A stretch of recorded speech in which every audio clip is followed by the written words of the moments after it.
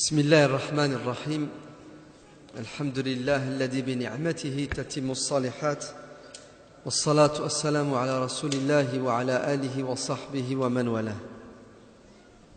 Assalamu alaikum wa rahmatullah.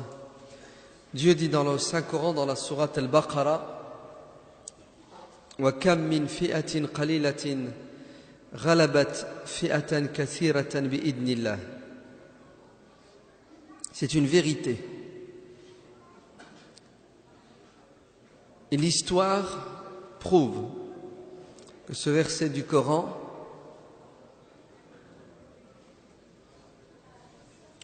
dit une vérité incontestable. Jeudi prochain, nous serons le 25e jour du mois de Ramadan de l'année 1416. Le 25 du mois de Ramadan de l'année 658 de l'Hégire a été un jour exceptionnel dans l'histoire de la communauté musulmane. C'est pour cela, Dieu nous demande dans le Coran de faire le rappel, de rappeler aux gens les moments forts de l'histoire.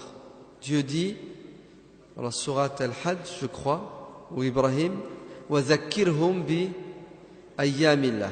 Rappelez aux gens les événements fondamentaux et importants de l'histoire durant lesquels la grandeur, la puissance de Dieu s'est exprimée de mille et une façons. L'histoire est une matière importante. Elle est tellement importante qu'un tiers du Coran y fait d'histoire, n'est-ce pas? Ignorer l'histoire, c'est être atteint d'une maladie, l'amnésie. Et vous ne pouvez pas vous projeter dans l'avenir si vous ne savez pas d'où vous venez et qui vous êtes. C'est pour ça, pour avoir une formation intellectuelle équilibrée, il faut des connaissances, connaître l'histoire et analyser, bien entendu, ces moments d'histoire. Ainsi, en l'an 658 de l'Hégire, retenez la date, elle est importante. J'ai presque envie de vous dire cette date, allez, disons c'est la troisième date la plus importante dans l'ordre chronologique de l'histoire de l'islam. Après la mort du prophète, alayhi salatu wassalam. La première date, c'est l'année 12 de l'Hégire, lorsque Abu Bakr as-Siddiq radiyallahu anhu a pris cette décision radicale de remettre de l'ordre dans la communauté musulmane, c'est-à-dire d'imposer la loi à ceux qui ont préféré le chaos, puisqu'une partie des Bédouins, des Arabes qui se sont convertis tardivement, après la mort du prophète alayhi salatu wassalam, ont décidé de pratiquer un islam à la carte. Ils étaient d'accord pour faire la prière, le jeûne, mais ils ne voulaient plus verser l'impôt légal, communautaire, purificateur, la zakat. Sous prétexte qu'ils versaient la zakat au messager de Dieu, le messager de Dieu n'étant plus, pourquoi est-ce qu'on la donnerait à Abu Bakr de la tribu des Quraysh? Ça prouve que les Arabes ne voulaient pas se soumettre. À quoi? À un système central. Ils préféraient la soumission au chef de tribu local. Et ils ne cesseront de se rebeller contre l'autorité centrale. Heureusement qu'Abu Bakr a réussi à convaincre son conseil, notamment Omar ibn al-Khattab. Pourquoi? Pour imposer la loi par la force, lorsque les gens ne veulent pas l'accepter par conviction et intérêt. La deuxième date importante, c'est l'an 240 et quelques, lorsque le calife Al-Amin a voulu imposer à la communauté musulmane une école de pensée, un madhab, une idéologie religieuse qu'on appelle al-i'tizal, et forcer les savants à reconnaître cette école de pensée et il a utilisé la force, la répression. Ceux qui ne veulent pas iront en prison, seront torturés et pourquoi pas exécutés. Certains ont été tués et d'autres seront privés de leur droit, que dis-je, de leur devoir de savants, d'enseigner, de prêcher. Une fitna sans précédent, puisque c'est le comble. Vous vous rendez compte? Dans le monde musulman où les juifs, les chrétiens, les bouddhistes, les zoroastriens, tous les non-musulmans ont le droit de garder leur religion et de la pratiquer, et en interne, le calife, l'autorité politique, interdit aux savants musulmans d'avoir leur propre opinion, leur école. L'intolérance vis-à-vis de l'extérieur, l'intolérance vis-à-vis de l'intérieur. Alors on est très forts, nos musulmans, dans ce domaine. Ouais. On n'arrive pas à nous accepter avec nos différences et nos divergences. On veut toujours imposer à l'autre notre manière de penser et de voir la religion. Parfois les sunnites dans certaines régions ont maltraité les chiites. Résultat, les chiites, dès qu'ils ont le pouvoir, ils massacrent les sunnites.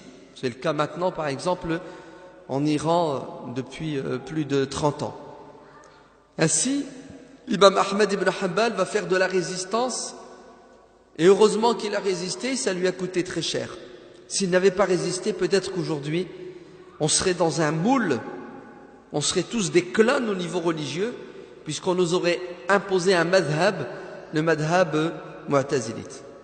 La troisième date, fondamentale et importante dans l'histoire de l'islam, c'est celle-ci. Le vendredi 25 du mois de Ramadan de l'année 658. Pourquoi est-ce que cette date est importante? Le monde musulman a subi, avant le 7e siècle, une première invasion.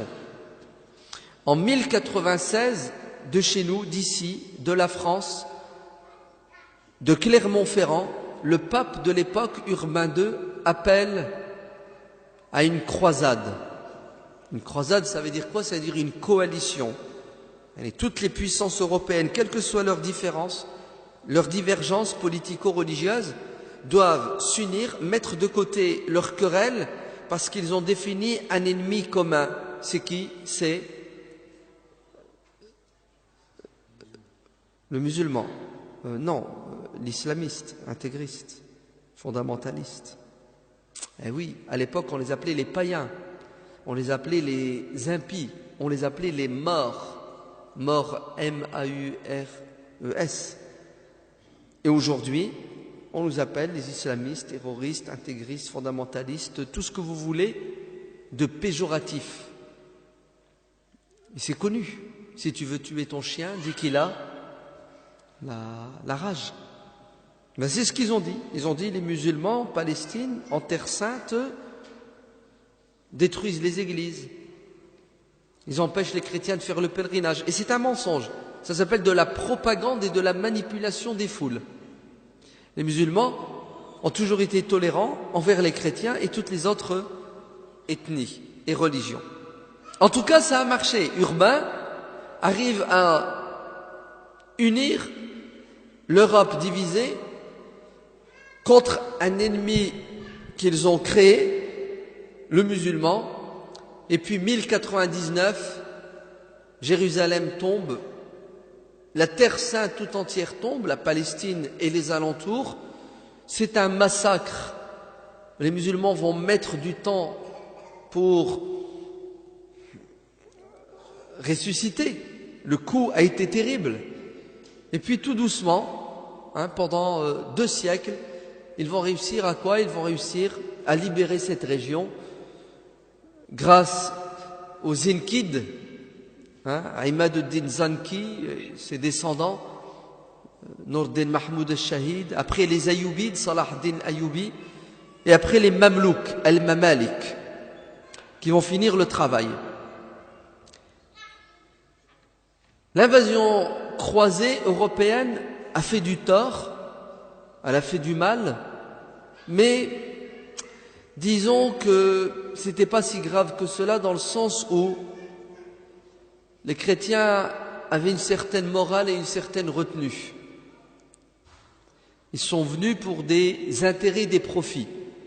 Intérêts religieux, intérêts économiques, intérêts politiques. Ils sont pragmatiques. Ils sont dans l'échange. L'invasion qui va faire du tort et du mal au monde musulman et qui va l'affaiblir comme il se doit, c'est l'invasion des Mongols. Les Mongols qui viennent du nord de la Chine, un peuple sans foi ni loi, un peuple assoiffé, non pas de civilisation. Ils ne cherchent pas à aller vers l'autre pour le découvrir, le connaître, prendre ce qu'il a de meilleur. Pas du tout. C'est un peuple qui va vers l'autre pour l'exterminer. Ils sont assoiffés de sang, des vampires. Un bulldozer sans précédent qui va mettre à genoux le monde musulman. Ainsi, en l'année 606 de l'Hégire, les Mongols déferlent sur l'Asie centrale. Vous savez, l'Afghanistan, l'Ouzbékistan, le Kazakhstan, le Kirghizistan, c'est tous les stans là, de cette région-là. Avant, on appelait cette région-là Biladu Mawara an-Nahr, les pays qui sont de l'autre côté du fleuve. Lequel de fleuve? Un fleuve qu'on appelle Seyhoun, c'est-à-dire le Sir Daria. Aujourd'hui, en Ouzbékistan, vous avez deux fleuves, l'Amou Daria, le Sir Daria. Qu'est-ce que vont faire les Mongols? Ils vont détruire. Dans cette région, il y avait une dynastie qu'on appelait les Khawarizm. Les Khawarizm. Et les musulmans vont essayer de les arrêter, mais c'est impossible. Ils sont trop nombreux, ils sont des sauvages, ils sont aussi des guerriers aguerris. Et en plus, tu ne peux pas négocier avec eux. Tu ne peux pas faire une trêve. Tu ne peux pas leur céder une partie du territoire et te laisses une autre partie. C'est vraiment des monstres. Mais le pire, c'est pas ça. C'est que les musulmans sont divisés. Parce que, somme toute, les Mongols, ils n'étaient pas plus nombreux que tous les musulmans. Le monde musulman, c'est quoi? C'est une partie de l'Afrique, n'est-ce pas? Une partie de l'Europe. C'est le Moyen-Orient. C'est l'Asie, presque toute l'Asie. Donc les musulmans sont très nombreux. Mais le nombre n'est pas toujours synonyme de force et de puissance. Voire parfois, le nombre est à l'origine de la faiblesse. Car une multiplication de gens faibles, ça ne fait pas un groupe de gens forts. Ainsi, Mohammed ibn Khawarizm Shah essaie de les arrêter tant bien que mal. D'ailleurs, il appelle au secours le grand patron, le boss, celui qu'on appelle le calife, qui siège à Bagdad, la capitale du monde musulman, Bagdad. Celui qui est censé protéger la Ummah. Malheureusement, notre calife est occupé. Et oui, il regarde la télé, il regarde la Coupe d'Europe, en buvant du vin. Et quand il est fatigué, il ramène des chanteuses et des danseuses. Ouais. Vous savez, quand ceux qui sont là-haut sont pourris, irresponsables, automatiquement, le troupeau se retrouve sans berger et les loups s'amusent et font des dégâts. Au secours, venez nous aider, les Mongols sont méchants. Débrouille-toi. D'ailleurs, s'ils pouvaient nous débarrasser de toi, ça nous arrangerait. T'as déjà oublié combien de fois tu nous as pris la tête? En fait, les musulmans se faisaient la guerre de temps en temps, souvent d'ailleurs. Donc, toute cette région du monde musulman va se retrouver seule à essayer d'arrêter les Mongols, mais en vain, et c'est la catastrophe. Est-ce que vous savez que la ville de Bukhara est détruite complètement? Bukhara, c'est quoi Bukhara? L'imam Mohammed ibn Ismaïl al-Bukhari, la ville de l'imam al-Bukhari. Une ville qui nous a donné des centaines et des milliers de savants, surtout dans les sciences du hadith. La ville de Samarkand, même chose. Bref, toutes les grandes villes musulmanes qui ont rayonné dans tous les domaines, les sciences religieuses et les sciences profanes, deviennent des ruines. Et les Mongols, ils sont tellement monstrueux qu'ils n'y vont pas par quatre chemins. Ils tuent tout le monde. Les hommes, les femmes, les enfants, et ils brûlent tout sur leur passage. Ils ne cherchent même pas à récupérer ce qui a de la valeur, les livres, parce qu'ils renferment la science. Rien. Ils ne sont pas dans la stratégie de bâtir une civilisation. Ils ont faim et ils ont de la haine. Mais ils sont tellement pourris que parfois ils font des prisonniers. Non pas parce qu'ils ont pitié des prisonniers, mais ils font des prisonniers parce qu'ils en ont besoin pour porter. Mais ils en ont besoin aussi pour, faire des ponts, parce qu'ils avancent, réparer des routes. Mais le pire, c'est pas ça. C'est qu'ils en ont besoin pour les mettre devant lorsqu'ils font le siège d'une forteresse. Comme ça, les musulmans qui sont à l'intérieur, ils ont deux solutions. Soit ils tirent leurs flèches, leurs pierres, tout ce que vous voulez, et ils tuent leurs frères musulmans, et après les Mongols, s'il leur reste des armes, ou soit ils s'abstiennent parce qu'ils ont peur de verser le sang des pauvres prisonniers innocents musulmans, et à ce moment-là, les Mongols entrent dans la ville. Ils utilisaient les musulmans comme boucliers humains. Mais le pire, c'est pas ça. C'est qu'ils utilisaient parfois les prisonniers pour exécuter les nouveaux prisonniers. Parce que c'est du boulot, tuer 100 000 personnes. Oui. Parfois, ils tuaient d'un coup 100 000 personnes. Ils prenaient des villes où il y a 100 000 habitants, ils tuaient tout le monde. Comme c'est beaucoup de travail, et messieurs n'ont pas trop de temps, ils prenaient les prisonniers musulmans, et c'était les prisonniers musulmans qui tuaient leurs frères musulmans. C'est terrible. C'est pour ça que les Mongols vont créer un traumatisme dans la communauté musulmane. Ça va être la panique partout, mais une panique sans précédent, si bien que les musulmans sont convaincus que les Mongols, on ne peut pas les arrêter et on ne peut pas se battre contre eux. Ils sont immortels et ils sont trop forts. Donc, la bataille psychologique est perdue. La bataille militaire, elle n'a même plus besoin d'avoir lieu. Les musulmans se rendent. Les musulmans signent. Ils disent aux Mongols, écoutez, on ne va pas se battre. Nous, tout ce qu'on veut, c'est la vie sauve. Vous voulez rentrer, marhaba bikoum. Mais laissez-nous vivants. Prenez ce que vous voulez, l'or, l'argent, gouvernez, dirigez, ma'alish. Et les Mongols, c'est ce qu'ils font? Ils signent. Chèque blanc, tenez. Mettez les conditions que vous voulez, nous on signe tant que vous vous rendez. Et une fois qu'ils se rendent, est-ce que les Mongols respectent? Ils ne respectent pas. C'est le massacre à la tronçonneuse. Et vous savez ce qui est bizarre, c'est que c'est arrivé plusieurs fois. Et au lieu de dire les Mongols n'ont pas de parole, ils ne respectent pas leur engagement, tellement les musulmans sont tétanisés, ils ont peur, ils acceptent de se rendre. Et les Mongols avancent.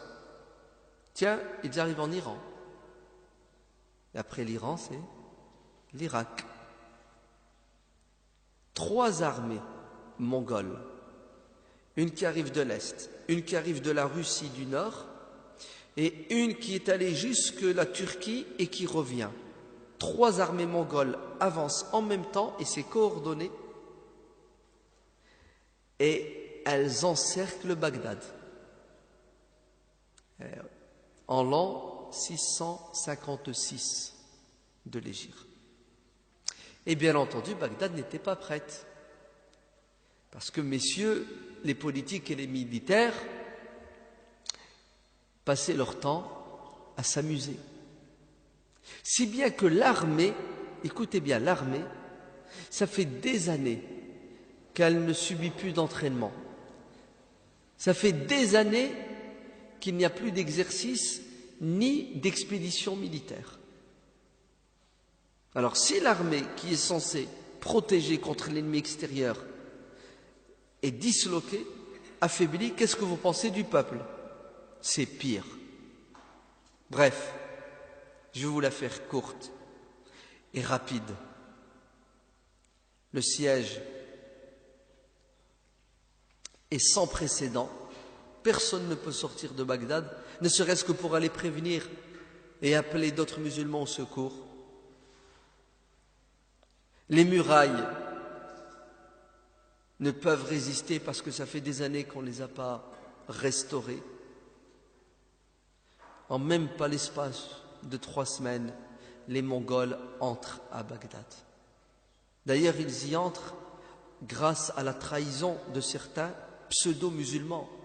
Car le premier ministre, celui qui gérait réellement l'empire musulman, c'était plus le calife, atteint d'obésité, de tout ce que vous pouvez vous imaginer comme maladie due à la luxure, à Taraf. C'était un chiite qui s'appelait Ibn al-Alqami, qui a la haine de l'islam et des musulmans sunnites. Et lui-même, il va dealer avec les Mongols, comme va dealer avec les Mongols le représentant de l'église chrétienne de Bagdad, dans l'espoir qu'ils aient la vie sauve. Mais les Mongols n'ont pas de parole, punaise, vous ne l'avez pas encore compris. Ça fait 50 ans qu'ils ont commencé leur massacre depuis le début du 7e siècle, l'an 606. Vous avez déjà oublié l'histoire? C'est même pas de l'histoire, c'est de l'actualité, tellement c'est récent.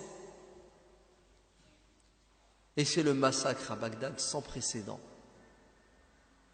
Le décombre est...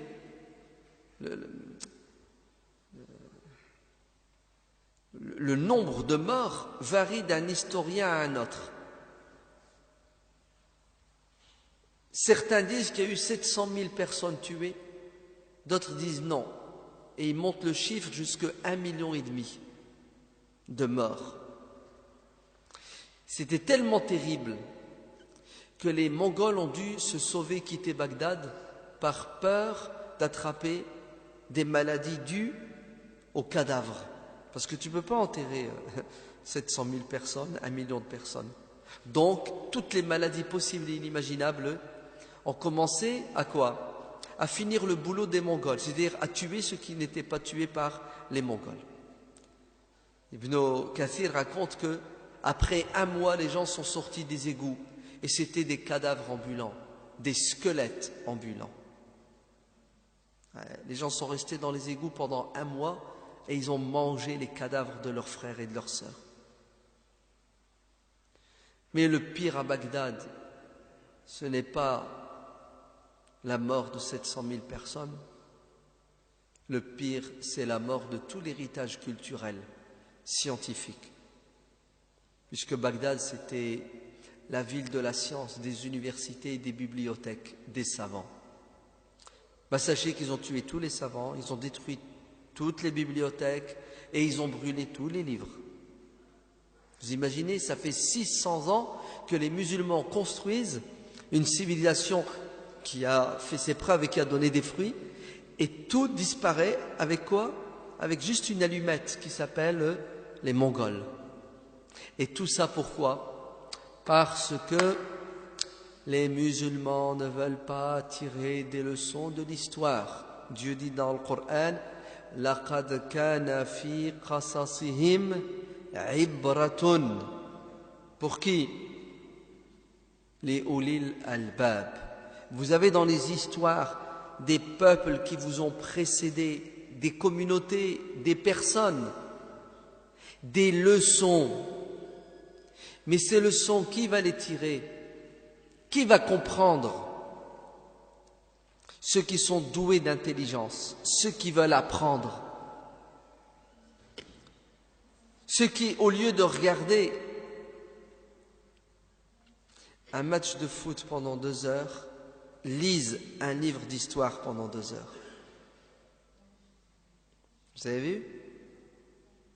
C'est ça notre problème.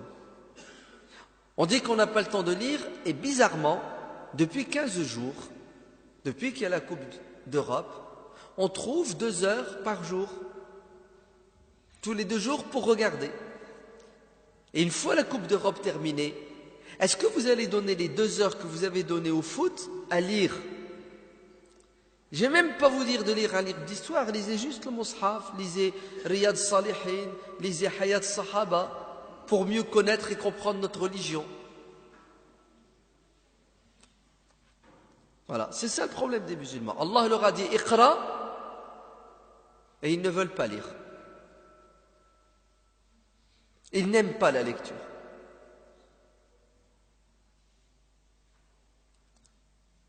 Le problème des Mongols, c'est qu'ils ne veulent pas s'arrêter à Bagdad. Eux, ils vont jusqu'au bout. Après Bagdad, il reste quoi? Il reste le Cham. Il reste la Syrie, le Liban, la Palestine, la Jordanie, le sud de la Turquie. Tout ça, il faut quoi? Il faut le détruire et le brûler. Et le rouleau compresseur avance. Il avance. Il avance. Et effectivement, les villes tombent les unes après les autres. Certaines se rendent. Mais, écoutez bien, c'est une promesse de Dieu. Le prophète sallallahu alayhi wa sallam a levé les mains et il a fait une dua, une invocation, il a demandé à Dieu certaines choses. Et Dieu lui a répondu, sauf pour certaines choses. Ainsi, le prophète alayhi salatu wa sallam a dit, Ya Allah, fasse que ma communauté ne disparaisse pas. Et Dieu lui a dit, Na'am, ta communauté ne disparaîtra pas complètement. Mais il y aura des groupes qui, eux, vont subir. Et c'est ce qui se passe avec les Mongols. D'ailleurs, dans un hadith rapporté par l'imam al-Bukhari, un jour le prophète sallallahu alayhi wa sallam était avec sa femme et il lui a dit « Waylun lil arabi min sharrin qad iqtarab » Malheur aux Arabes, un malheur arrive à toute vitesse. Prophète, c'est quoi ce malheur qui va nous toucher? Les Arabes ici, c'est-à-dire les musulmans, car la majorité des Arabes sont musulmans. Il lui a dit Gog et Magog, Yajouj et Majouj, un peuple qui à la fin des temps va commettre un génocide contre l'humanité tout entière. Des monstres qui vont tuer les gens par millions, des destructeurs, des envahisseurs.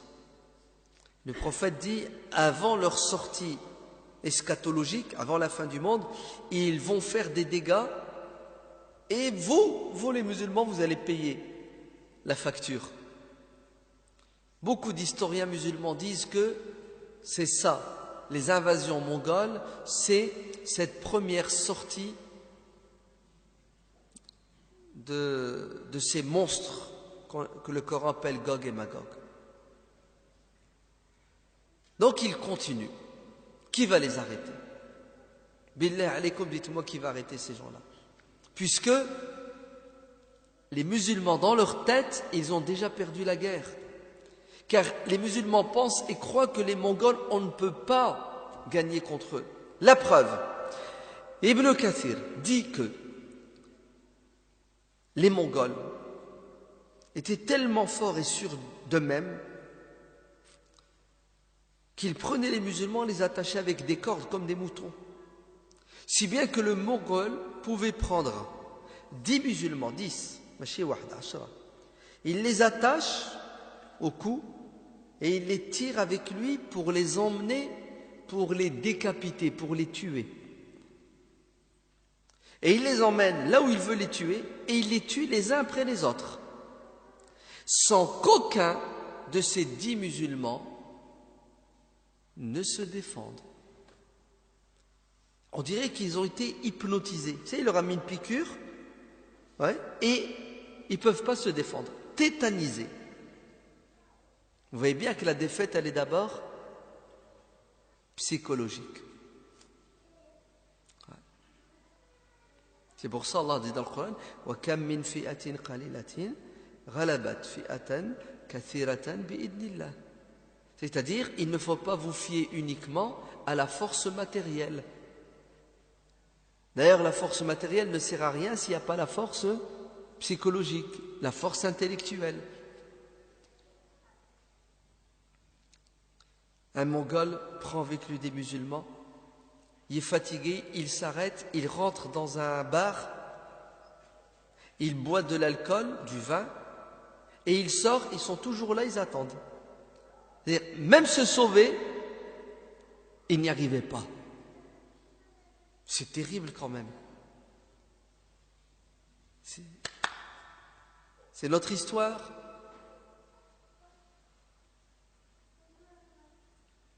C'est notre histoire. Là, ça. Et ils ne bougent pas. Ils ne disent rien. Ils acceptent leur sort.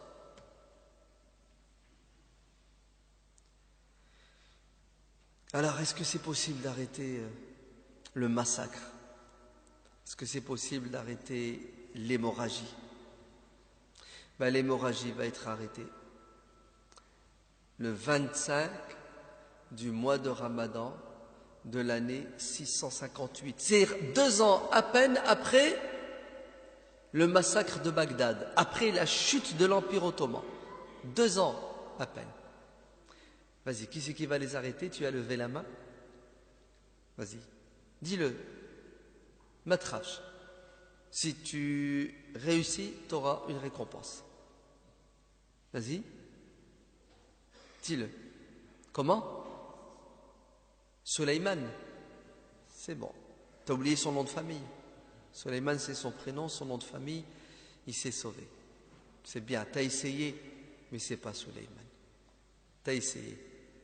Attendez, plus jeunes d'abord. Après, on verra avec les plus vieux. Mais les plus vieux, ils n'auront pas de cadeau. Les enfants, les jeunes. Il y a un dessin animé qui raconte cette histoire. C'est un dessin animé, il est en arabe et je crois qu'il a été traduit en français. Essayez de le retrouver. On raconte l'histoire. Oui, Salah ad-Din. Ouais. Ça se voit qu'il n'est pas français, c'est un arabe. Ça se voit. Bah oui, il serait français, il ne connaîtrait pas tout ça. Parce que nous, l'histoire qu'on a appris à l'école, ce n'est pas l'histoire des Mongols, hein. L'histoire des Romains, des Grecs, non? Oui. Ouais, mais il ne nous sert à rien, on n'est pas arabe. Le film égyptien, il parle en arabe. Sors-nous un film en français, qui parle en français. Ça serait bien, franchement. Si on avait un film pendant 2 heures, qui nous fait cette histoire, ça serait trop beau. Wallah al-Adim, ça serait magnifique. Vous savez qu'il y a failli en avoir des bons films. D'ailleurs, il y a un très bon film qui s'appelle Ar-Risala, le message. Le message. Ar-Risala, la vie du prophète, alayhi salam. En anglais et en français, que 2. Non. Non, pardon. Non. Il était en anglais et en arabe. Je vais t'expliquer. Il a été fait en anglais et en arabe, en même temps. Ils ont fait des acteurs arabes, des acteurs européens, donc en anglais et en arabe. Et après, il a été traduit dans toutes les langues. 78. 78. Et on l'a vu à la télévision. On l'a vu à la télévision française lors d'une émission le mardi soir qui s'appelait Les dossiers de l'écran. On projetait un film et on faisait un commentaire. Voilà. Al-Risala. Le même, Anthony Quinn, il a joué le rôle principal de Hamza. Et en arabe, celui qui a joué le rôle de Hamza, c'est Abdullah Ghaith. Ce même réalisateur, qui s'appelle Mustafa Al-Aqad, rahimahullah, a fait un autre film qui est aussi un chef-d'œuvre, qui s'appelle Omar Al-Mukhtar, le lion du désert. Ouais, le lion du désert. Même chose, anglais. Non, il a fait qu'en anglais. Le lion du désert. Et je vous le recommande. Hein? Est-ce que tu l'as vu, le lion du désert? Tu l'as pas vu? Ah, tu as tout raté. Ça, c'est plus que sûr. Ouais. Naham. Est-ce que tu l'as vu? Tu l'as pas vu? Il te manque la moitié de ta religion cinématographique. Non, ce film, Allah ibarak fikoum, ce soir, regardez-le. Et vous me donnerez des nouvelles la semaine prochaine. Wallah, ce film, vous regardez, il est très poignant. Il raconte l'histoire d'une partie de la Libye, lorsque la Libye a été colonisée par Mussolini, par les Italiens. Et le cheikh imam Omar al-Mukhtar a porté le flambeau de la résistance.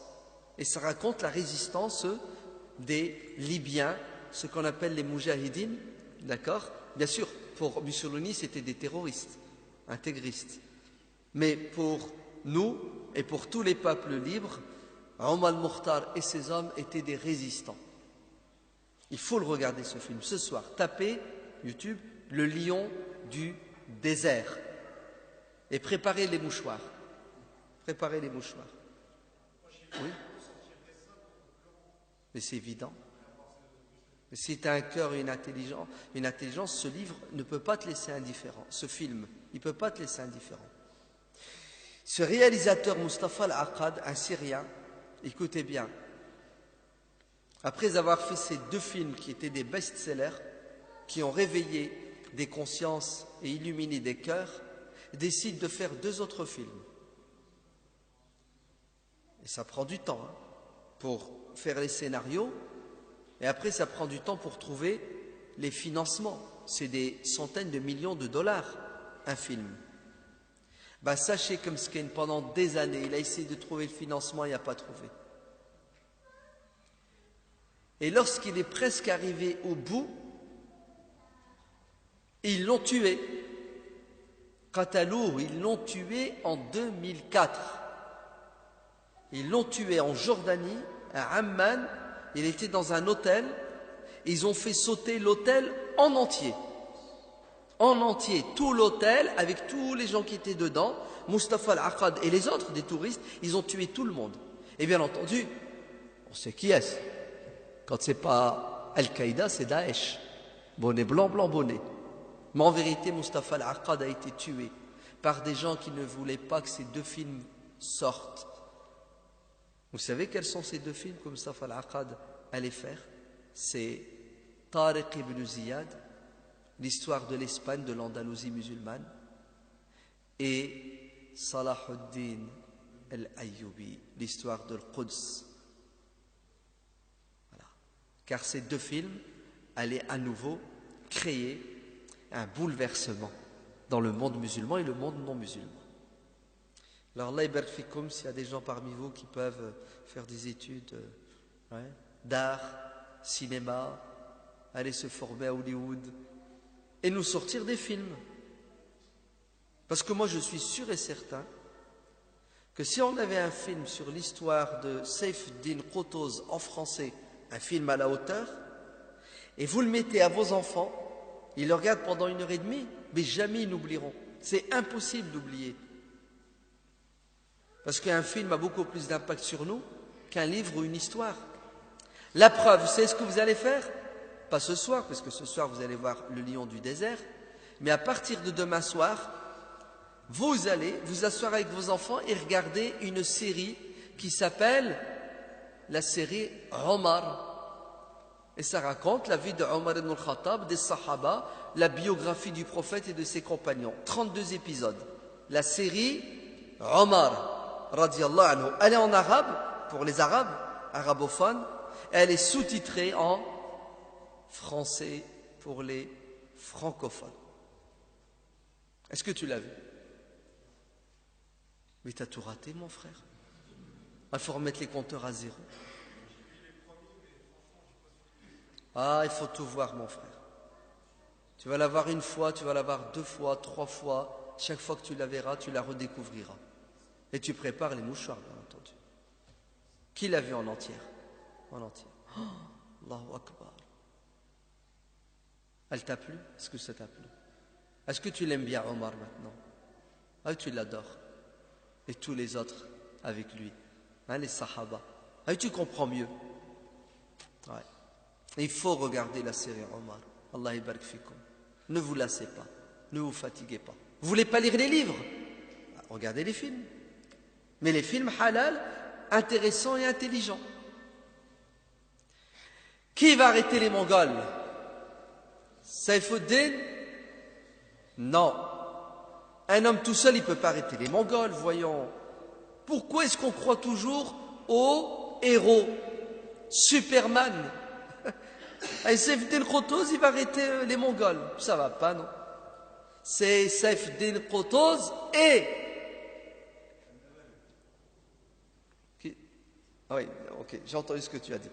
Saifuddin Qutuz et tous les musulmans autour de lui et les musulmanes qui ont décidé de changer le destin. Parce que le destin, il n'était pas en leur faveur. Hein. Le destin des musulmans, c'était à qui le tour les Mongols arrivent.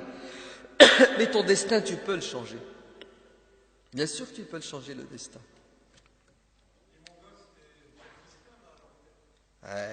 Le père, l'empereur, c'est Genghis Khan.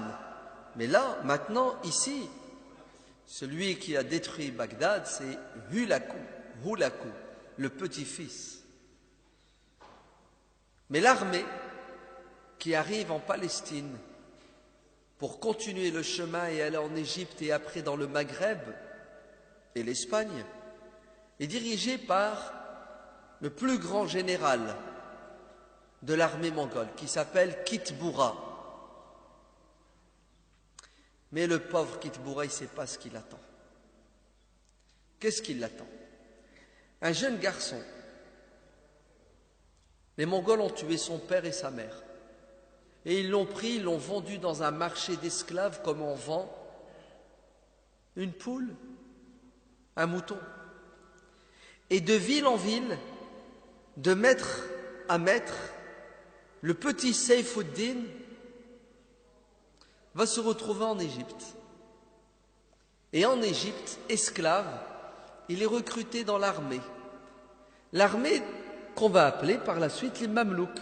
Pourquoi Mamelouk? Parce que le terme Mamelouk signifie les esclaves. C'est-à-dire, Al-Malik al-Salih al-Ayyubi, un descendant de Salah ad-Din Ayyubi, va faire une armée composée d'esclaves, une armée de professionnels, on les appelle Al-Mamalik al-Bahriya. Et cette armée, tout doucement, elle va grandir, elle va grossir, elle va devenir puissante. Et vous savez ce qu'ils vont faire? Eux-mêmes vont prendre le pouvoir. Je vais vite, hein, ouais. Si bien qu'à un moment donné, un des généraux de l'armée, qui s'appelle Saifuddin Qutuz, devient l'homme le plus puissant en Égypte. L'Égypte, c'est le seul endroit qui est encore libre avec le Maghreb. Juste avant lui, c'était une femme qui dirigeait, qui s'appelait Shajarat Az-Dur. Saifuddin Qutuz, dès qu'il prend le pouvoir, il dit Alhamdulillah, enfin je vais réaliser mon projet, mon rêve d'enfant. C'est quoi son projet? C'est de se venger des Mongols, d'arrêter les Mongols. Et il va se donner les moyens. Vous savez comment? En travaillant sur 2 chantiers. Le premier, et c'est le plus important, le côté psychologique et spirituel. Je vous ai dit que les musulmans étaient abattu, il n'avait plus d'anticorps. Et là, Saif-Din Qutuz va redonner aux savants musulmans leur place pour qu'ils jouent le rôle qu'ils doivent jouer, qui est d'éduquer les gens, de réveiller les consciences. Donc vous voyez bien qu'il y a deux groupes dans la société, s'ils fonctionnent bien, tout fonctionne. Les intellectuels, les savants et les politiques. Si les deux sont pourris, le peuple se retrouve sans berger. Et les savants travaillent dans les mosquées. D'ailleurs, à la tête de ces savants, vous avez un savant exceptionnel qui s'appelle Al-Izz ibn Abd Salam. Oui. Son élève, Al-Qarafi, l'appellera Sultan al-Ulama, le sultan des savants. Vous savez pourquoi il s'appelle le sultan des savants? Parce que Saif-Din Qutuz va faire un truc de malade. Al-Izz ibn Abd Salam va faire quelque chose de malade. C'était un ouf. Vous êtes prêts? Les Mamelouks qui ont le pouvoir sont des esclaves. C'est Al-Izz ibn Abd Salam dit: vous ne pouvez pas diriger, vous êtes des esclaves. Depuis quand un esclave dirige des hommes libres? Il leur dit: tu te moques de nous? Il dit: la yajouz, c'est haram. Vous n'avez pas ce droit ni ce pouvoir. Vous êtes dans l'illégalité. Ok, très bien, vas-y, on fait quoi? Il dit: vous venez tous au marché et je vais vous vendre. Je vais vous vendre. Et si vous voulez racheter votre liberté, ben c'est au plus offrant. Est-ce que vous savez qu'il les a tous emmenés au marché? Les généraux, les capitaines, tout. Et au marché, vente aux enchères. 100 euros, 200, 500, 1000 euros, 2000 euros. C'est bon? 2000 euros. Vous savez ce que fait le général? Il dit: ok, 2000 euros, c'est moi qui les paie, j'achète ma liberté, je deviens un homme libre. Allez, 2000 euros, va-t'en, tu es libre, tu peux reprendre ton poste. Suivant, 1500 euros, donne les 1500, va-t'en, tu reprends ton poste. Et celui qui ne paie pas, il devient l'esclave de l'autre. Il les a tous vendus et il a récupéré des millions d'euros qu'il a mis dans les caisses de l'État. Il a dit: maintenant vous pouvez gouverner, diriger. Dites-moi, c'est pas un truc de malade? Vous savez c'est quoi le plus étonnant et le plus choquant? C'est pas qu'il ait fait ça. Le plus étonnant, c'est que ces esclaves tout-puissants, chefs qui dirigent, ont accepté. Ils ont accepté. C'est ça qui est incroyable. Alors qu'ils sont puissants, c'est eux qui dirigent. Pourquoi est-ce qu'ils ont accepté? Parce que c'était des musulmans sincères qui croyaient en la religion. Eh oui. Al-Izz ibn Abd Salam serait vivant aujourd'hui. S'il ose dire qu'il n'est pas d'accord avec celui qui dirige, qu'est-ce qui lui arrive, Muslim? Dans le meilleur des cas, il va en prison pour 30 ans, pour toute sa vie. Dans le meilleur des cas. Sinon, il est torturé et exécuté. Allez en Égypte, vous allez voir.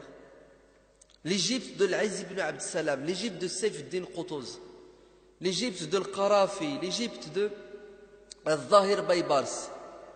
Des milliers de savants en prison. Et celui qui ose dire: je ne suis pas d'accord avec l'impératrice Sissi, il est mort, il est foutu. Vous ne pouvez pas arrêter les Mongols avec des savants qui ont vendu leur âme au diable et des dirigeants qui sont des diables. Impossible. C'est pour ça que les peuples musulmans sont dans cette situation. L'ignorance, la pauvreté, tout ce que vous voulez comme maladie possible et imaginable, elles sont dans les sociétés musulmanes. Non pas parce que les peuples sont mauvais, bien qu'ils aient tort d'accepter la tyrannie, mais parce que dans un premier temps, ceux qui sont censés soigner les gens, les rendent malades. Al-ulama, les savants qui sont censés être des médecins, sont des charlatans. Pas tous, bien sûr. Al-Aziz ibn Abdsalam fait son travail avec des dizaines et des centaines de savants pour réveiller les consciences. Et en même temps, Saif Din Qutuz fait son travail, il essaie d'enrôler le maximum de personnes dans l'armée. Et c'est tout un préparatif, hein, les armes, les stratégies. Et alhamdulillah, il y a des gens qui commencent à venir de certains endroits du monde musulman pour rejoindre Saif Din Qutuz et cette nouvelle armée musulmane qui va arrêter les Mongols. Malheureusement, Saif Din Qutuz voulait avoir plus de temps, mais les Mongols étaient pressés. En même pas un an, Saif Din Qutuz va aller à la rencontre des Mongols.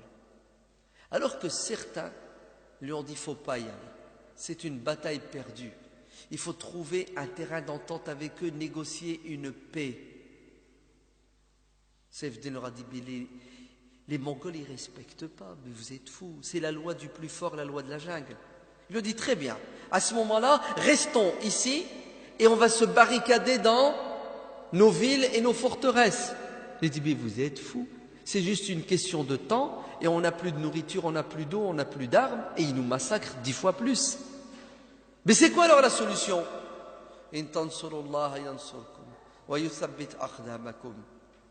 Allez vous battre pour la justice et la vérité, Dieu sera à vos côtés. Ouais, mais ils sont trop forts, ils sont trop nombreux.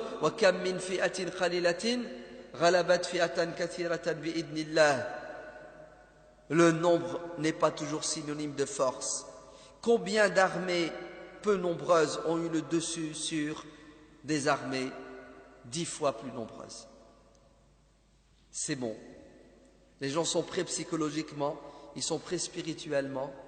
Dans l'armée de Qutuz, vous avez des professionnels et vous avez des volontaires. Qutuz envoie une première partie de son armée, l'avant-garde, qui a à sa tête Al-Zahir Baybars. Et lorsqu'il arrive à Gaza, vous entendez Gaza? Parce que les Mongols avaient envoyé aussi une partie de leur armée à Gaza. Et à Gaza va avoir le premier choc entre l'armée musulmane d'Égypte et l'armée mongole. Et ça va être un massacre. Une partie de l'armée mongole est décimée. Ceux qui réussissent à se sauver remontent vers le nord pour aller faire un rapport à qui? À Kitboura. Lorsque Kitboura reçoit le rapport, il pète les plombs. Quoi? Ils ont osé croire qu'ils pouvaient nous arrêter. Ça l'a mis 100 fois plus en fureur. Et effectivement, il accélère la marche avec une armée de plus de 100 000 hommes. Et Saif Din Qutuz, lui aussi, il accélère la marche. Kitboura vient du nord, Saif Din Qutuz vient d'Égypte, le sud, la Palestine, et ils vont se rencontrer à un endroit qui s'appelle Aïn Jalout, le puits de Goliath. Cet endroit se trouve à côté de la ville, aujourd'hui en Cisjordanie, qui s'appelle Jénine. Jénine, le camp de Jénine en Cisjordanie. Et on est en plein mois de Ramadan. Eh oui, le Ramadan n'est pas synonyme de fainéantise. Le Ramadan est synonyme d'effort, de sacrifice. Le Ramadan, c'est une occasion en or. Pourquoi? Pour connaître ses forces et ses capacités. Et c'est vrai qu'on est fort. Non, vous ne trouvez pas? Non, vous n'êtes pas fort? Attendez, 18 heures de jeûne. Et encore, il y en a, ils ne mangent même pas le matin. Ils arrêtent de manger à 23 heures minuit. 22 heures de jeûne. Avec 28 degrés, 30 degrés, la chaleur, le travail, manque de sommeil, et vous êtes toujours debout. avec le sourire. Bon, un peu moins de sourire, mais vous avez la pêche. C'est impressionnant quand même, non? Vous ne trouvez pas? Qu'on a de la volonté, qu'on a de la patience et de la résistance. Grâce à quoi? Grâce à l'iman. Dieu merci d'avoir fait de nous des musulmans, non? La foi déplace les... Wallah, celui qui vous regarde de loin, il dit, ils sont fous. Non mais c'est vrai, hein, celui qui nous regarde de loin, qui comprend pas dans quel délire spirituel on est, il dit, mais ils sont fous. Toute la journée, ils n'ont pas mangé, ils n'ont pas bu, et vous savez ce qu'ils font? Ils préparent à manger pour les autres. Allez, les mecs, ils crèvent de faim et de soif, et ils ont un projet, c'est de nourrir 200, 300, 500 personnes. C'est pas ce que vous faites pendant tout le ramadan. Vous passez votre temps à faire de la bouffe et à donner à manger alors que vous avez faim, vous avez soif. Wallah al-Adim. Quelle belle religion, non? Qui a fait de nous des gens généreux. Vous verriez le nombre de repas qui sont offerts pendant le mois de Ramadan dans les mosquées en France. Wallah, il nous faudrait un étudiant qui fait une thèse de doctorat rien que sur le Ramadan en France. Il nous analyse toutes les mosquées. Il y a une mosquée en France à Dreux. C'est pas qu'ils font à manger et les gens viennent de partout pour manger, boire. Les musulmans, les non-musulmans. Vous savez ce qu'ils font? Et je crois que c'est la seule mosquée de France qui fait ça. Ouais. Comment tu le sais? T'as de la famille à Dreux. Wallah al-Adim, qui vont frapper aux portes, ils distribuent les repas. Ils ont demandé aux musulmans s'ils connaissent des gens qui sont dans le besoin, qui sont pauvres, qui ne viennent pas à la mosquée, qui ont honte de demander. Et vous savez ce qu'ont fait les musulmans? Ils ont balancé tous les pauvres de la ville. Sans pitié. Wallah, ils ont ramené les adresses et le nombre de personnes. Et tous les soirs, 2 heures avant le Maghrib, El Hajj, 70 ans, il ne connaît pas la retraite. Plusieurs, hein, ils viennent avec leur camion.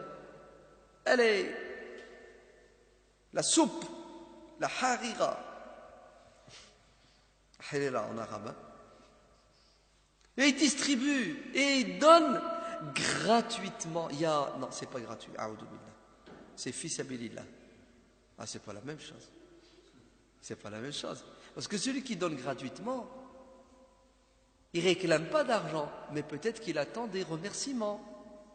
Et c'est un salaire quand même, le remerciement. Mais ces islamistes-là, intégristes, fondamentalistes, vous savez ce qu'ils font? Ils donnent et ils disent « La nuridu minkum jaza'an wala ». On veut ni salaire, c'est gratos, et on ne veut pas de merci. C'est-à-dire, même si tu me fais la gueule, je te donne à manger, et tu me regardes du coin de l'œil, même tu me traites, mais je te donne quand même à manger. Parce qu'en vérité, c'est pas toi qui m'intéresse, c'est Dieu qui m'intéresse. Toi, tu es juste un intermédiaire. C'est beau ou c'est pas beau? Billah alaykoum, dites-moi. Et qu'Allah bénisse nos commerçants. Qu'Allah leur donne 10 fois plus que ce qu'ils gagnent. On sait que Ramadan, c'est un bon mois pour eux. Mais ils sont trop généreux. Tu vas voir le boucher, tu lui dis on a besoin de viande pour la mosquée, pour faire à manger, pour distribuer. Il te dit prends ce que tu veux. 10 kilos, 20 kilos. Wallah, il y a des bouchers, c'est 200, 300, 500 kilos qu'ils donnent gratuitement pendant Ramadan. C'est ce que c'est 500 kilos de viande, minimum 5 € le kilo, 2500. Cool, tranquille le mec. Il te dit viens, serre-toi. L'autre, fruits et légumes, viens, serre-toi. Mais alors là, je ne vous parle pas des hajjats qui viennent et qui bossent toute la journée à la mosquée. Et parfois, c'est des hajj. Wallah al-Adim. Je rentre dans des mosquées, je vois le hajj, il a 72 ans et il t'a fait 500 litres de harira. Allah ibarak. Qu'Allah bénisse encore plus cette communauté de la générosité, du don et de la solidarité. Ça a été très dur pour Saifeddin Qutuz et les islamistes de l'Égypte. D'ailleurs, à un moment donné, ils pensaient que c'était foutu, que les Mongols allaient les pulvériser.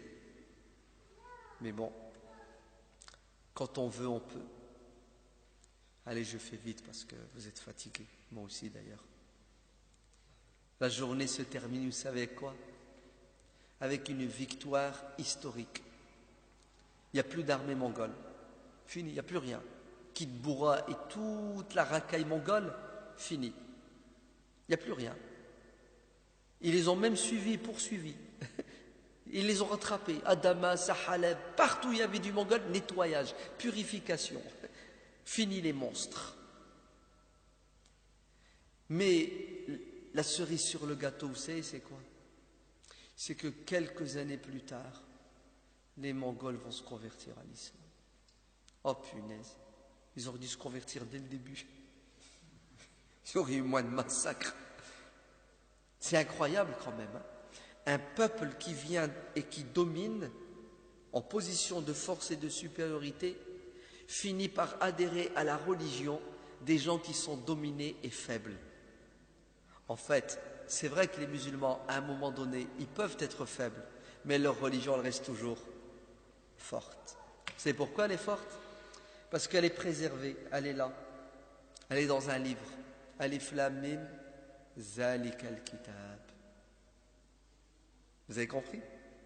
Wallah, s'il n'y avait pas le Coran, on serait mort. Imaginez-vous s'il y avait 10 Corans différents.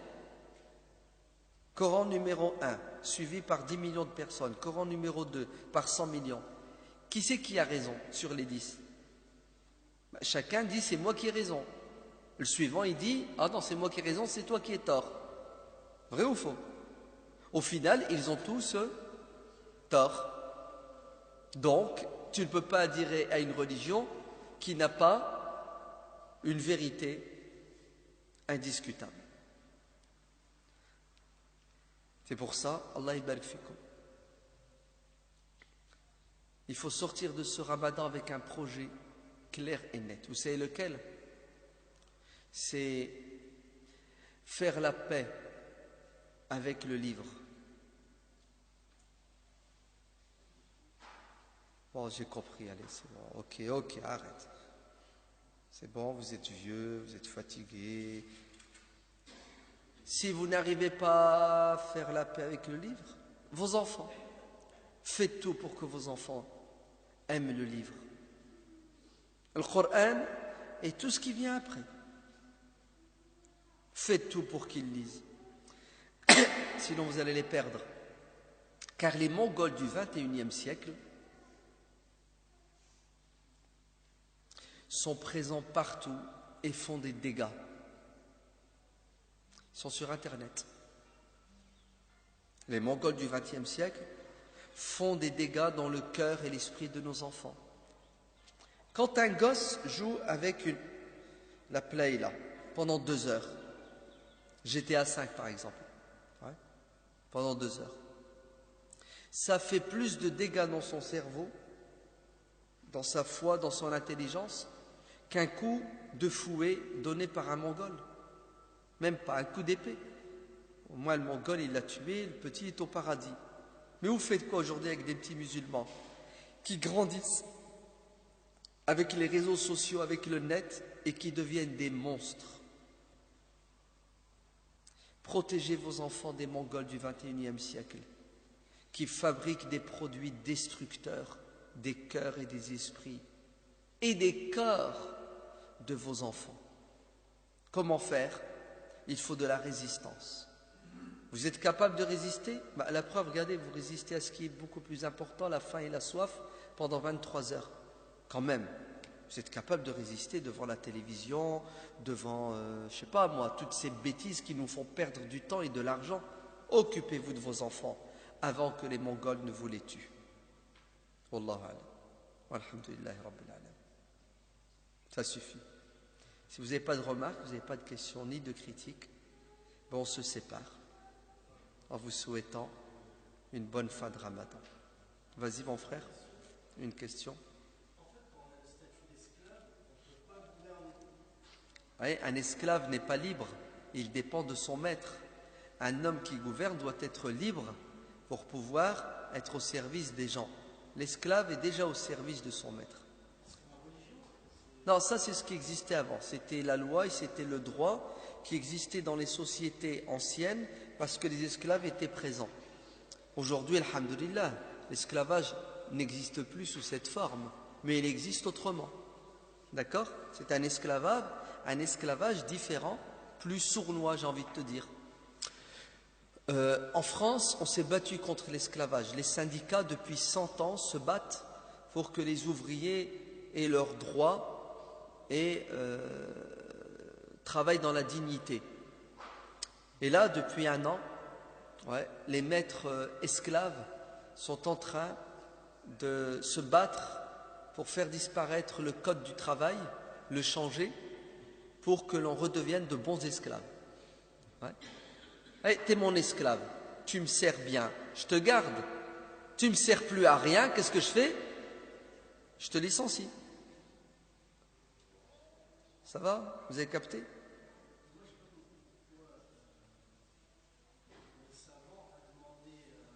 Parce que c'était des esclaves, ils avaient le statut d'esclaves et ils n'ont jamais été libérés.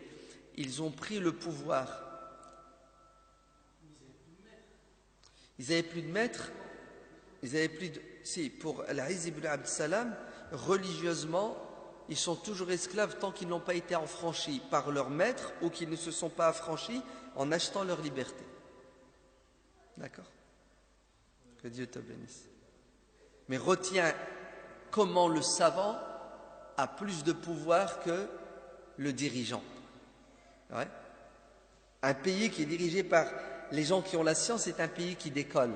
Un pays qui est entre les mains des dictateurs, des despotes, des tarés, sont des tarés.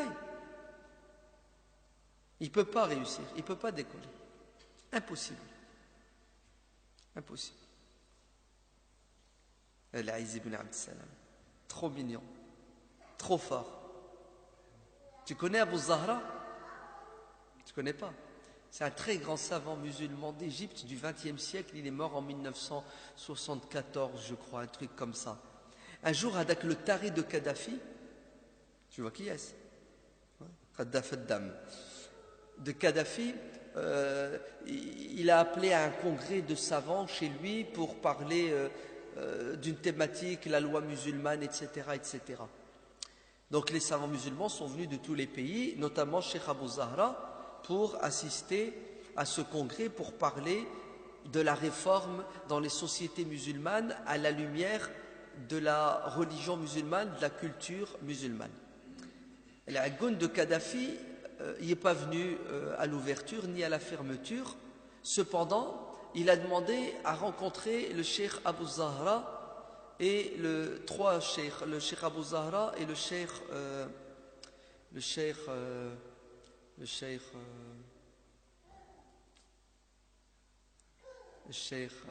punaise.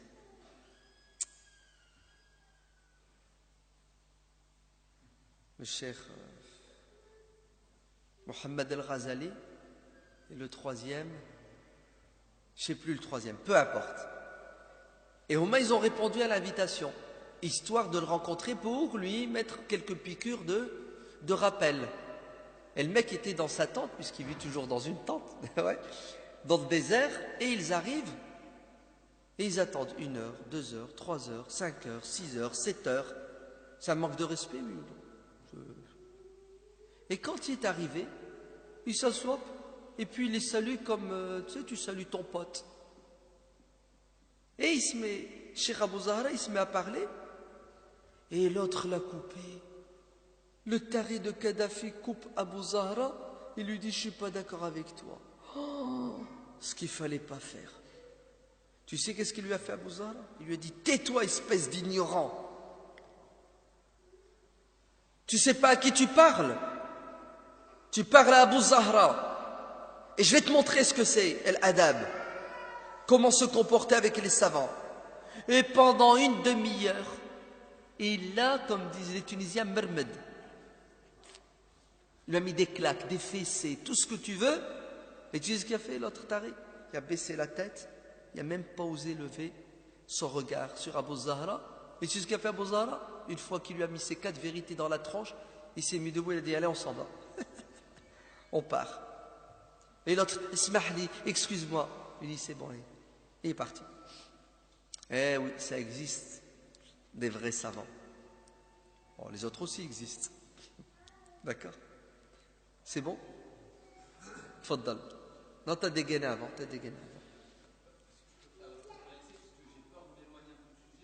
Hors sujet. Hors sujet, fais gaffe, hein, c'est 0/20.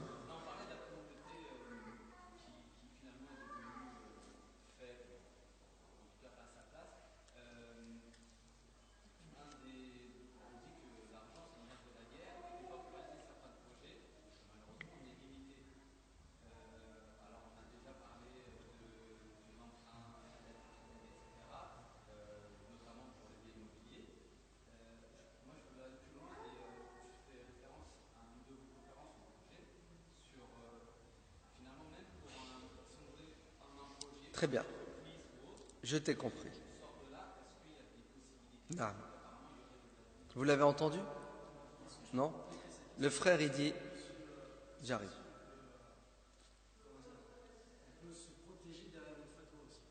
Je vous dis ce qu'il a dit. Il dit que l'argent est le nerf de la guerre. Et si on veut construire des structures à la hauteur pour répondre à nos besoins, telle cette belle mosquée, et des écoles, ouais, et beaucoup d'autres choses, nous avons besoin d'argent et nous sommes limités, car le niveau de la communauté, on est bas de l'échelle. Ne serait-ce pas possible d'avoir recours à l'emprunt bancaire pour pouvoir avancer? C'est sa question. Et le frère dit, est-ce qu'on peut se cacher derrière une fatwa? Tu te caches jamais derrière une fatwa. Une fatwa est une réponse d'un homme compétent, un savant, à une problématique bien donnée. Si le savant te dit c'est halal, bah pour toi c'est halal et pour Dieu c'est halal. Si le savant te dit c'est haram et tu es convaincu, bah pour toi c'est haram et pour Dieu c'est haram. Et si ce même savant, 10 ans plus tard, te dit je me suis trompé, je change d'avis, ce que je t'avais dit qui était halal et haram, tu es convaincu, tu arrêtes. Et l'inverse. Et tu n'as rien à craindre parce que les gens comme toi et moi, qui ne sommes pas des savants, nous sommes tenus de suivre les savants et oui, et ils n'ont jamais été d'accord, les savants.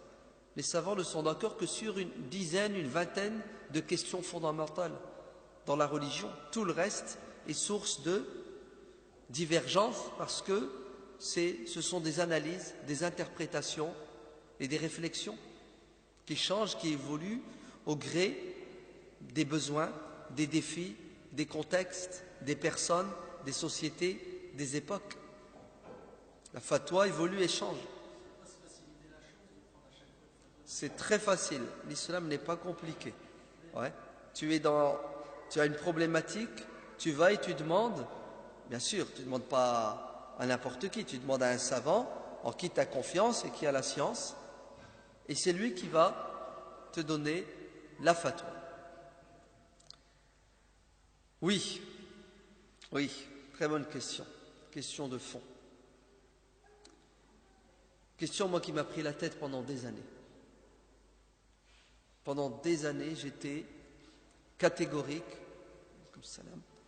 Pour moi, l'emprunt bancaire est interdit car il est le riba dont Dieu parle dans le Coran. Et c'est ce que dit notre Cheikh Youssouf Al-Qaradawi dans son livre qui s'intitule Fawaidul Bunuk Hiya al-Riba al-Haram. Les intérêts bancaires, c'est le riba que Dieu a interdit. Avec le temps, le recul, avec aussi des connaissances de la science et des ijtihads, de savants, tels Cheikh Youssouf al-Qaradawi et d'autres, les lignes ont bougé. Les lignes ont bougé. Ainsi, en ce qui concerne, par exemple, le prêt bancaire pour l'achat d'une maison, ça se discute même plus pour beaucoup de savants. D'ailleurs, Cheikh Youssouf al-Qaradawi, dans son livre Fiqh al-Aqalliyat, la jurisprudence des minorités, qui est traduit en français, je te le recommande, tu as le dernier chapitre qui parle de cela et ça fait 50 pages. La jurisprudence des minorités, il est en PDF. Il évoque l'avis du grand cheikh Mustafa Zarqa, qui déjà dans les années 70 avait donné la fatwa à nos frères des États-Unis, en leur disant achetez, et en Angleterre. Et Cheikh al-Qaradawi était contre. Il faut attendre 20 ans plus tard pour que Cheikh al-Qaradawi revienne sur son opinion dans ce domaine et aille dans le sens de Cheikh Mustafa Zarqa. Vous avez nul grief à ce qu'un savant change d'opinion à la lumière de ses convictions en analysant les textes et en tenant compte du contexte. Sache mon frère qu'il y a certains savants musulmans qui considèrent les intérêts bancaires comme n'étant pas du riba. Tout simplement. Ainsi, les savants divergent sur la définition du riba. Le riba commence où et s'arrête où? Ils sont d'accord sur certaines formes de riba.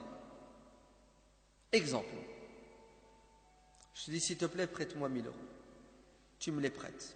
C'est à ton honneur, tu gagneras des hasanat. Tu me dis, tu me les rends dans un mois. Le mois écoulé, tu me réclames les 1000 euros, je te dis, écoute, j'ai pas réussi. Et là, tu me dis, ok, au choix. C'est soit je te rajoute un mois et tu me rendras 1200 euros, ou soit les 1000 euros, je les veux tout de suite. Tu vas en prison, je saisis ta voiture, et à l'époque, je pouvais te prendre ta femme et tes enfants et les vendre. Tu sais, ça, tous les savants sont d'accord pour dire que c'est du riba.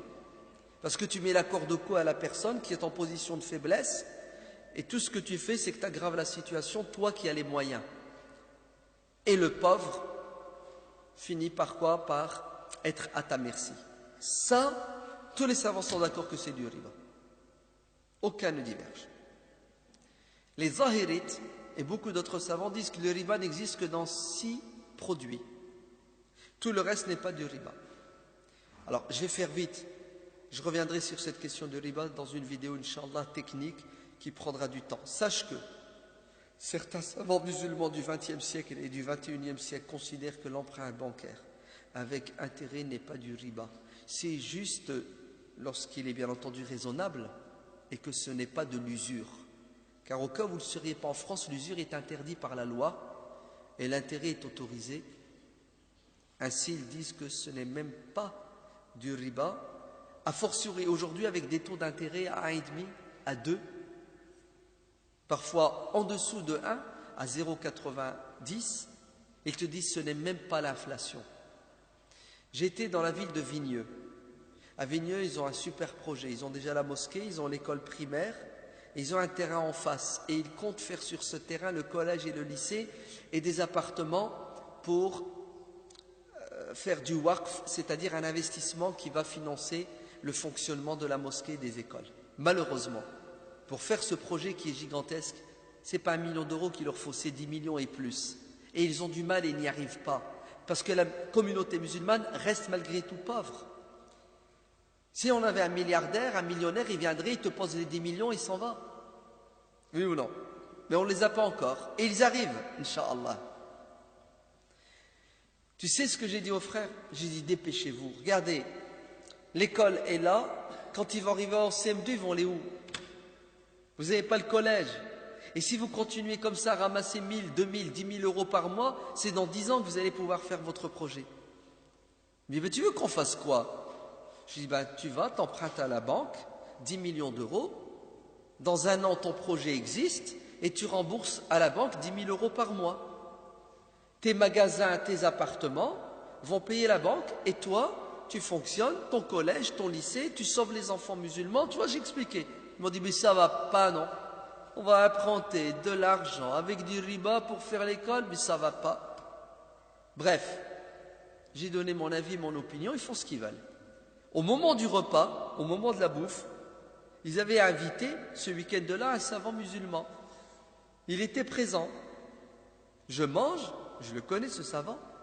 Et à un moment donné, tu sais ce que je dis à ce savant? Je dis, s'il te plaît, est-ce que tu peux leur expliquer que le fait d'emprunter à la banque pour faire leur projet, c'est pas du riba, puisqu'il y a des savants qui ne le considèrent pas comme riba, mais qui le considèrent juste comme un réajustement, c'est-à-dire l'inflation, puisqu'aujourd'hui on a des taux d'intérêt 1,5 à 2%.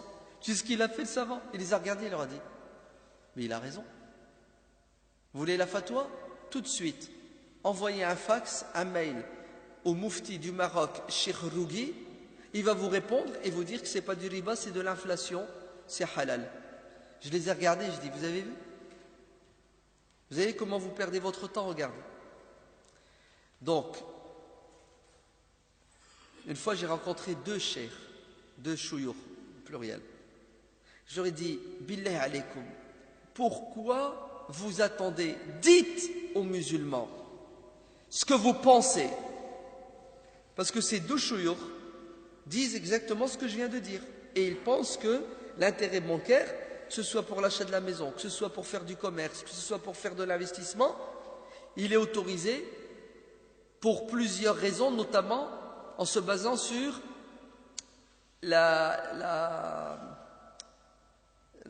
comment on appelle ça? Bref, le madhab hanafite, qui considère que le musulman qui vit dans un pays qui n'est pas officiellement musulman, ouais, ben, toutes les lois qui vont dans son sens ne sont pas haram. Je lui dis, dites-le, on est en train de perdre du temps. Il y a des jeunes qui sont ambitieux, il y a des jeunes qui veulent devenir millionnaires pour construire des écoles, pour construire des hôpitaux, pour... Eh ben, ils n'ont toujours pas eu ce courage et sortir la fatwa parce que ben, ils ont peur de la réaction des musulmans, tout simplement. Mais c'est une question de temps. Comme quand la fatwa pour acheter la maison elle est sortie, ça a été la fin du monde. Aujourd'hui, tout le monde achète sa maison. Il y a quelques récalcitrants résistants, mais allez. Donc c'est juste une question de temps. Allez, il y a, mais pas de manière aussi claire que je te le dis. Ouais, je t'ai dit chez les Hanafites. D'ailleurs, va voir les Turcs. Va voir nos frères turcs. Ils n'ont pas cette barrière parce qu'ils sont Hanafites. Allez voir les Turcs, vous allez voir. Les Turcs, ils achètent tout ce qui bouge. Il n'y a rien qui résiste. Non, mais il n'y a rien qui leur résiste. Ils débarquent dans un endroit, 2 ans plus tard, tout le quartier, ils l'ont acheté. Il n'y a rien qui leur résiste parce qu'ils ont cette fatwa dans leur madhab.